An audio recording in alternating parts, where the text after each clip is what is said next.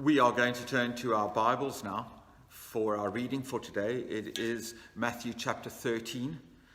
It is the first 9 verses, and then it jumps to verse 18, and we read it through until verse 23. It is a familiar reading for many of us, I'm sure. The parable of the sower. Matthew chapter 13, beginning at verse 1. And reading through to verse 9 and then jumping to verse 18. That same day Jesus went out of the house and sat by the lake. Such large crowds gathered round him that he got into a boat and sat in it while all the people stood on the shore.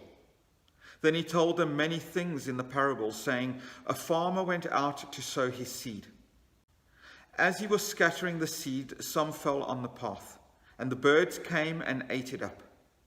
Some fell on rocky places where it did not have much soil. It sprang up quickly because the soil was shallow. But when the sun came up, the plants were scorched, and they withered because they had no root. Other seeds fell among thorns, which grew up and choked the plants. Still others fell on good soil, where it produced a crop, 100, 60, or 30 times what was sown. He who has ears, let him hear. And then we move to verse 18.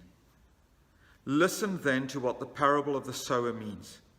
Anyone who hears the message about the kingdom and does not understand it, the evil one comes and snatches away what was sown in his heart. This is the seed sown along the path.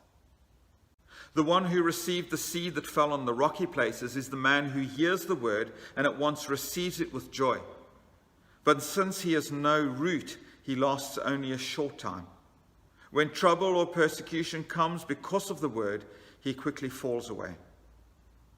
The one who received the seed that fell among the thorns is the man who hears the word, but the worries of this life and the deceitfulness of wealth choke it, making it unfruitful. But the one who received the seed that fell on good soil is the man who hears the word and understands it. He produces a crop yielding 100, 60, or 30 times what was sown. And we end our reading there, and we thank God for his word. Amen.